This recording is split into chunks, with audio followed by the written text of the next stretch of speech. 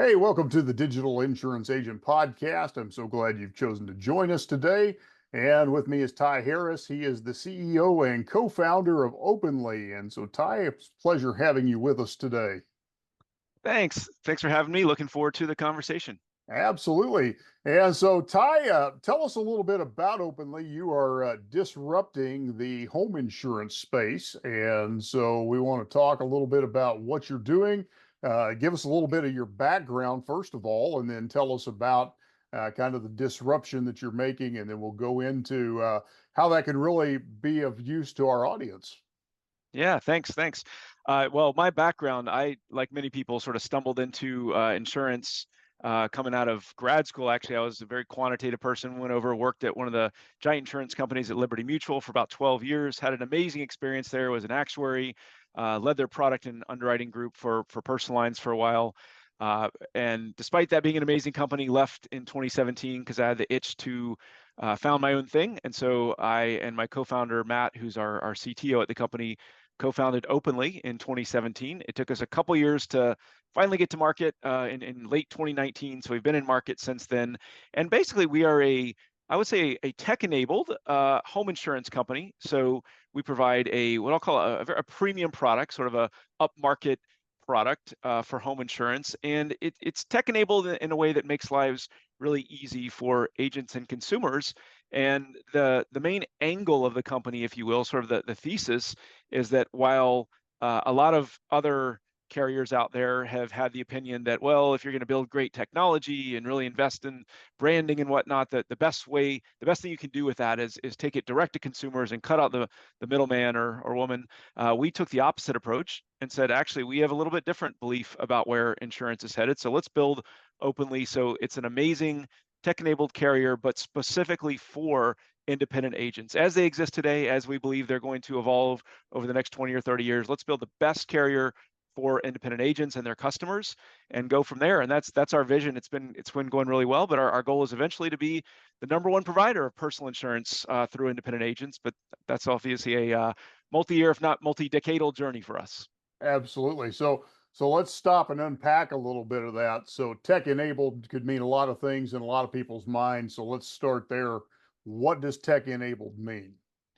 Yeah, and I think this is where a lot of the other kind of intentionally disruptive startups got it a little bit wrong. I think many of them use tech to just cut around distribution in a way, and to say, well, what tech means is just exposing the quoting interface to the customer. We think it's way more than that, and that's probably not even the right answer. We actually think it's a lot deeper, and it cuts across the whole value chain of insurance. So at the top level for us, what tech enables is an extremely fast and easy underwriting process for the agent and consumer. So, for example, an agent can have a customer on the phone or in their office, however they're interacting, go into Openly and get to a bindable quote in usually about 10 seconds. So they need a name, date of birth, and address.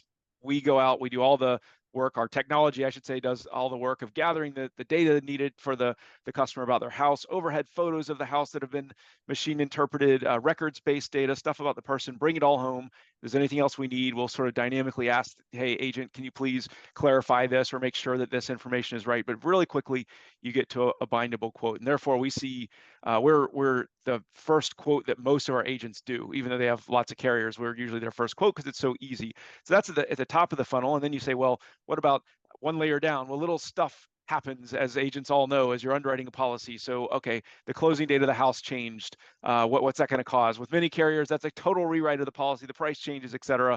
For us, we said, can't we make that easier? Can't it just be that you click a button and change the date and the policy just updates instantly? Yes, we can do that. So that's an example of just making life a little easier. We have, I'd say, we have broader coverage than many carriers, which is enabled indirectly by tech. So I'll give you an example. Everything I say about coverage, of course, varies by state, depending on what's approved there, and different states have different. But in general, our baseline product in most states insures every home for guaranteed replacement up to $5 million. Now, that's a great coverage. And the reason we can do that is because behind the scenes, we have a lot more information about the houses, and we're able to get a better bead on what we believe is the replacement cost of the home and feel confident insuring those homes up to $5 million. And then finally, at time of claim, I'll stop in a second, but you got me going. At time of claim, there's a huge role for technology. Most carriers out there still feel the need to send a human adjuster out on just about every claim, certainly the majority of claims. We find we kind of flip that on its head and say, yeah, there's some claims where, a complicated claim, obviously a house fire, or there's going to be cases where you have to do that. But a lot of these claims are not as complicated, and it's actually better for the consumer and lower cost for us to let the consumer, take some pictures using an app, or work virtually with one of our adjusters, or maybe we use drones or satellite pictures to help figure out what happened at this house. And so we end up adjusting the majority of our claims virtually, which the consumers love and which works for us. So I could give you 20 more examples, but those are just some examples of how we think tech solves real problems in insurance, not made up problems about how do we get rid of these agents. Exactly. So a couple things that I'm really picking up out of there are speed and efficiency. That really is kind of the driver here for both the consumer and the agent. Speed to bind, speed to process, speed, is just really the kind of the driver of everything that you've discussed, and just the efficiency on both ends for consumer and agent. And then you brought up something else that I really want us to spend a lot of time dwelling on, and that's not cutting out the agent. And I want to kind of walk through this a little bit. You made a very strategic decision here not to go direct to consumer, but to work directly through the independent agent. And tell us a little bit about why that was part of that strategy. Why choose that? Because here you are talking speed and efficiency, and it would almost seem counterintuitive to bring in that agent. So really talk through the philosophy behind that. Yeah, I think this is one of those cases where based on my experience in the industry, just had a fundamentally different view about where things were going to head over the next 20 years. I think if you put yourself in my shoes, 2017, there was a height of the sort of Insurtech boom that was happening, or the beginning of the height of that. But even at the big carriers, if you're a big carrier in 2017, looking backwards over the last 20 or 30 years, what you see is the massive success of these direct-to-consumer carriers. You've got Geico and Progressive Direct. You've got even USAA, which flies a little more under the radar, but they're having chunking out some great results. And you could be forgiven for attributing that to the massive increase in marketing budgets that happened over that period, and saying that just works. Spending $1 billion a year on TV, getting people to a call center or online, that's the future. That's got to be it. What we saw, though, is we said it's a little more nuanced than that. So while I think anyone would be silly to say that, to deny the fact that more and more of the customer journey over the next 40 years is going to happen digitally or online, right? You definitely, you're going to need to have machines doing the busy work of gathering data, or of quickly coming up with a price, or there's lots of stuff that you don't necessarily need humans to be going through in insurance. So no one's denying that. But when you get rid of that manual toil, you want to preserve this layer of retail choice, which is provided by the independent agency channel. So it's actually not in the end good for consumers to go to see a commercial for one carrier, go to that carrier, call them. There's a 90% chance they're not going to get sold anything, because that carrier isn't the right price for them. It's not the right product for them. They don't have an additional product the customer needs. Whereas if they go to an agent, there's a 50% chance that agent will sell them something, because they have multiple prices. They have coverage to meet their needs. They have multiple products for them. And so it's just a better model for the consumer. It wastes less of their time and ultimately money to go that route. And the way I see it is, you never want to bet against the consumer. I don't want to bet on the future of U.S. insurance distribution being a model that I can see as flawed and is not good for the consumer. And I'm going to bet the consumers in the end will win. And so long way of coming around to the fact that what we're betting on is, yes, agents are going to need to evolve over time. They're going to be, more and more shared back offices and efficiencies, and they'll be creating their own digital customer journeys as part of their workflow. That will happen gradually and at the right pace. But you should not mistake that for the tossing out of independent retail layer between the consumer and the carrier. That's going to persist forever. And that was in 2017. That was like heresy or strange. What I think you see now is, so far, that's really bearing out. So you see the share that independent agents have of the market is actually growing, not shrinking since then, counter to what everyone would have said back at that point. For the reasons I noted, it's just more powerful economically. It's more powerful for the consumer. So I do think we're headed toward a world of highly efficient independent agents, and Openly is going to be there to be the best carrier for them. At least that's the ground we sort of staked out for ourselves. Exactly. Yeah, there's the relationship aspect. I think it's very interesting, kind of the shift we've seen post COVID. People want efficiency, and yet they still want some relationship. I want the automation. I want to be able to do things efficiently, but I still want to be able to talk to somebody and have that relationship component at the end of the day. And so I think strategically that's powerful. So let's talk about, you come to market. How have you developed your network of independent agents? How have you gotten the word out? How have you begun to expand that network? What are some of the steps you've taken to penetrate the market? Yeah, in the so we were originally a sort of a VC-backed company. We went in and raised money initially as a kind of a real technology play, which of course we are. We're a technology-enabled company, and I think the in the parlance of that world, we would say we're sort of a product. We've had product-led growth, if you will. So in the very early days of the company, myself and my co-founder Matt, we would go and just sit with independent agents before we had a product, before we had anything we actually could do. Sit with independent agents, watch them. My wife actually started a scratch independent agency, independent of everything I'm doing. And I got to sit in her agency and watch how that went down. And we would just learn and say, boy, that's a big pain point right there, even though you might not have thought of that if you hadn't sat in an agent's office. And boy, this thing that we thought was a big pain point, that's actually solving that really doesn't help very much. That's not taking up much of their time anyway. So I think what that allowed is that the baseline product we built was really in the sweet spot of what mattered to agents in terms of the right speed and efficiency, kind of lightweight UI, but just the things that really made their lives quick. And so it initially was us. It was us calling agents and having we'd bring them on an advisory panel, and then they'd be interested, and we'd say, hey, do you want to try and sell this thing? We actually didn't sell a policy for our first 21 days, I want to say, in market, which was terrifying in its own right. So anyway, it was very slow build in the early days, working very closely with agents, and then it started to really take off based on agents talking about it in Facebook groups and other ways that agents will talk. And that's the great thing about the channel, is that if you have a good product, it's agents are a lot closer than consumers are to each other, right? Consumers don't really talk about their home insurance that much. Agents do talk about their carriers, and so that really helped. Now, I'm neglecting the fact that we, of course, after that, built a more robust and systematized process of reaching agents. We have a business development team. We do a little bit of what you would call true marketing, where we're out there softening the ground with the brand, although it's not a big spend. And then we built.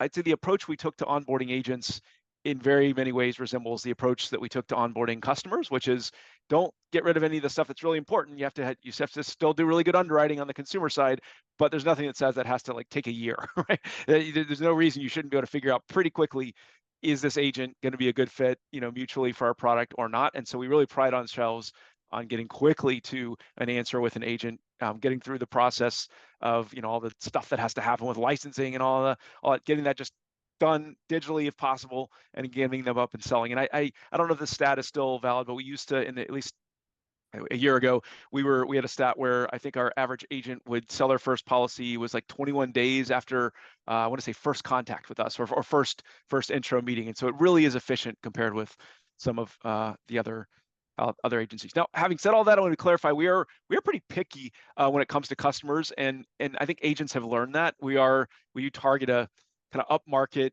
very high quality preferred customer right now. And there are a lot of agents who aren't a fit for us, and they know it, and we know it, just because that's not their customer base right now, and they have other carriers that work well with them. So it's not the case that we work with every agency out there, but when agency is a fit, we're able to pretty quickly connect with them. Well, good. Yeah. So let's talk through a couple of things you brought up there. So first of all, let's just kind of talk through the process. What is your process? What does that look like? So an agent that's listening might be interested in visiting with you further. What can they expect that process to look like that they would be going through with you? Yeah, so the simplest way to get in touch, on our website, there's you can go there. There's a for agents place, and you can put down your information, and a member of our business development team would be in contact. There's usually like a quick intro meeting where you just, talk with someone from our biz dev team about your business. We tell you about Openly, give you a quick demo, and that's where, we find out, is it a fit? Do you have, we're mostly single family homes, and kind of the suburbs is where it tends to be the best fit, kind of up, like I said, a little bit up market, high seven figure homes. If you got a lot of preferred customers that fall into that category, that tends to be the best fit for us. It's also helpful if it's if people within your agency are looking to grow, obviously, and also are okay with a little bit new technology approach. Because for some agents, it can be strange when they see some of our coverage. They say, wait a second, I'm not going back and forth with a customer necessarily on their coverage A limit. Instead, that's being priced behind the scenes, and I'm just guaranteeing this home up to $5 million. That can be a little bit different for agents. When they think it through, they say, wow, that's great coverage. But anyway, initial meeting like that, provided that things work out, it could turn into, depending on the size of the agency, it could turn into sort of a training session, exchange of documents, obviously, signing of contracts, checking, digitally checking licenses, and stuff like that. But it's typically, like I said, quite quick if it's a fit. So I'd encourage people, if they think it could be a fit, certainly reach out. We have our states where we operate are on our website as well. We're currently operating in 24 states with goals to expand that over time. So yeah, definitely reach out if there's interest. Perfect. And then let's talk about some of the agent support that you have. So agent comes on board with you. What kind of support can they expect as far as marketing support? What kinds of things can they help as far as helping them present openly to their client base? Yeah, well, we certainly have materials and different protocols that we've used with agents to help them explain, because the coverage is a little bit different, and we have comparisons and whatnot that they can use with customers to sort of build trust. I'll say the other aspect of support, maybe, I don't know if this is your question or not, but when my I'll be careful when my wife was running an independent agency, I was astounded by the very poor service that the carriers provided to her agency, in the sense that, they would forget to pay commission, and then it'd be like a month before they get it squared away, or they'd call with some underwriting question or coverage question. It would be like 3 days before the carrier got back. And that's because maybe this one underwriter was on vacation or something. And sometimes, and it was just, there was not a consistent level of service. So we hope we've really up the game on that. We have things like live chat support. So if an agent is on the phone with a customer and they want to just type in quickly with Openly, we'll get back to them usually live while they're still on the phone with the customer. Hey, what does this coverage mean? Or, hey, is this thing you think going to be a squirrely case where it's ineligible, even though so we hope we're able to answer questions much more quickly. There's a ton of support on our website too, as you browse around the user interface as an agent. That we have a beautiful, I think, quoting interface. And as you browse around it, you can click on almost everything. Hey, what is this guaranteed replacement to 5 million mean? Or what is open perils contents coverage? Remind me again. And you just click on it, it brings up a nice example of why that would be important to an agent. So I think we really tried to nail it with the sort of digital FAQs in addition to the human support behind it. I will say we have some of the highest agent net promoter score out there. Like I said, I think based on third-party research, we do have the highest first quote rate among agents, which I think tells you something about the ease of use and then wanting to use us when it's a fit for a customer. Fantastic. And then, you talked about, obviously you're wanting to expand in the days ahead. So that's a big part of it. What other things, are you working on behind the scenes to really help your agents succeed as they work with you in the days ahead? Yeah, man, there's a bunch of stuff we could talk about here. One is, I see it as, this one's going to be a little indirect, but I see it as almost offensive that the average carrier in our space has an all-in expense ratio close to 40%, just under 40%, including LAE. That's the customer's money that is going toward administrative expense, not profit or claims or whatnot. So one of the things we're doing is we are driving our expense ratio much lower than that. We will get down to where we're in the 20s and ideally the mid 20s, which will be a game-changing level of savings. And that helps the agent indirectly, because that price savings is passed along to the consumer. So we want to be more and more competitive over time, not, because we're not making an adequate profit or whatnot, but just because we are running a much lower expense ratio than competitors, and we're able to allow agents. We'll be running, an expense ratio that's competitive with some of the very best direct competitors, which I think will enable agents to be even more competitive than they historically have been. But having said that, of course, even more immediately, you've got, man, the claims front. There is so much that's possible out there. It kills me that we can't do it all at once in terms of and what's emerging over time in terms of the data that's available. When a loss is maybe going to happen in the next 72 hours, how quickly can we get out and warn customers? What can we tell them to do? We're already doing some of that with proactive outreach to customers, proactive outreach right after we think a claim might have happened, within minutes or hours, based on, overhead flyover data about where a storm was, things like that. Increasing, virtual adjusting of increasingly complex claims, building that up. I think there's a ton of room to run in that space.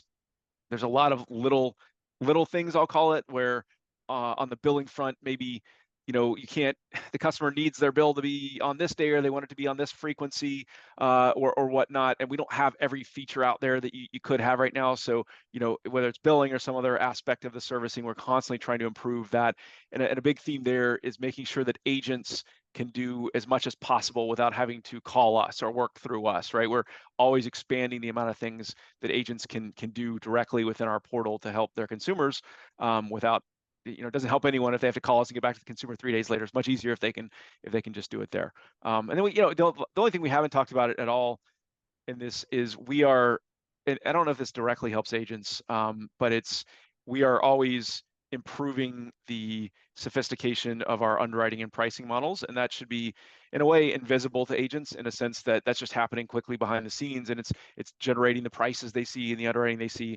But that is, for whether you like it or don't like it, that's going to be hard fought ground for the industry over the next 20 years. And I like to see us as sort of fighting for agents against the other channels in some sense. And so, to the extent that we can make sure that we're offering the most competitive pricing for the best risks out there, I think that's something that ultimately helps agents as well. Perfect.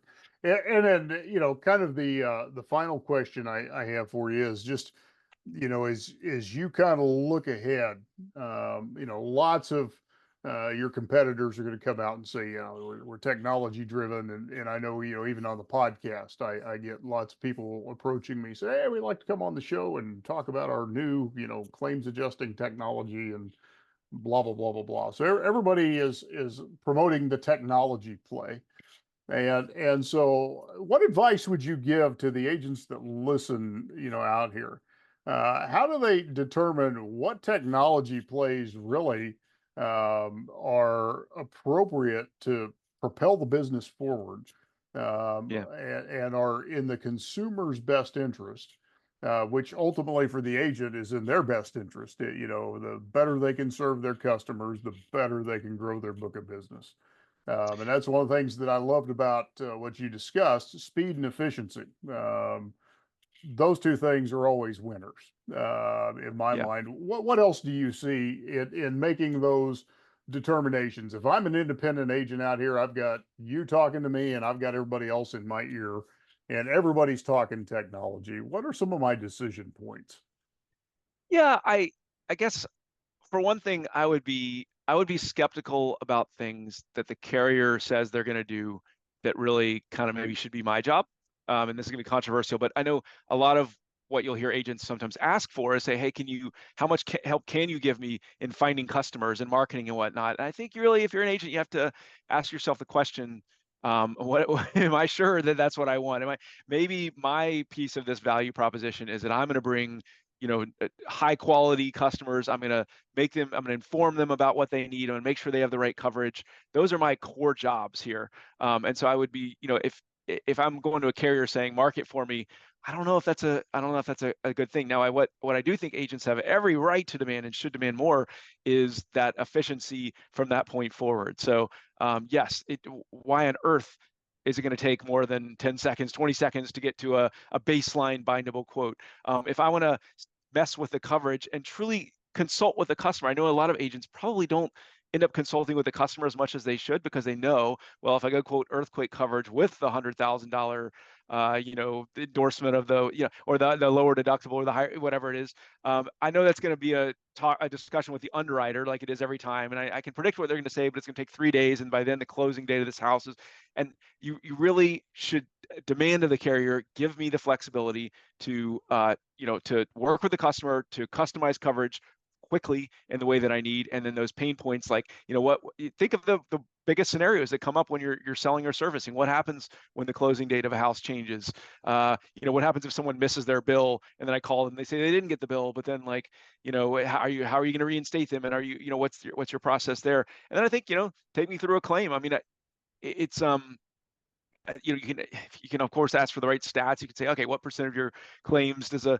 adjuster go out there? What's your average time to first contact after a claim? I don't know that everyone working at a carrier is even going to always have those on the tip of their tongue, but I think taking someone through the claims handling process, understanding what's important about it, because that should be important to agents as much as can be peripheral in a sense to people who want to just build great big underwriting algorithms and the great tech stuff. Claim stuff is really important because that is so much of the moment of truth and so much of what ends up eating up agents' time when it doesn't go well. So Absolutely. I you know, I love what you said, and probably going to lose listeners as soon as I say this, but uh, you know, uh, back to the marketing piece. As an agent, that's what you get paid for. And so you get paid well to bring good customers to the carrier. And so, carriers like Openly, it's their job to uh, put the best possible services and products in front of your customers. And so I love the fact that you drove that home. So anyway, as we kind of wrap this up, Ty, final thoughts you have for any agents out there that are listening, things you want to just kind of drive home, and then how can an agent begin to explore a relationship with Openly? Where can they learn more about you, your company, and get in touch with you? yeah, well, first, like, man, think about the last time you were working in an industry that was however many hundreds of years old and was going to grow 50% over just a 5-year period. That's what's happening right now in home insurance. It's happening essentially the same thing in auto insurance. We are all very fortunate to be in a space that is rapidly growing. And then within that industry that's growing, you are gaining share. Independent agents absolutely are gaining, not losing market share. Having said that, agents have to be evolving too. They have to be a lot of the growth in agencies is among kind of the larger agencies that tend to be consolidating and getting more efficient at their own kind of back office and more consistent. So if I were an agent, I'd say, man, I am in the right business. I got to make sure how to use technology in my own world, not just to say I'm using technology, but to make my own operations efficient in the sense of not having useless toil, making sure anywhere I spend human time that is value added for the consumer. And agents, that's they'll know how to do that, the ones that are going to really win in this world. But boy, it's a great place to be right now. I think we're all well positioned. We and you are well positioned. And yeah, in terms of getting in touch with Openly, it should be readily apparent from our website. There's a for agent section. We'd love to hear from you and love to speak to you about your business and see if there is a way forward. Fantastic. Ty, it's been good having you on our podcast today, and wish you the best in all of your efforts. And thanks again for joining us. Yeah, thanks for having me. Best to you and all of your listeners. All right. Thanks again.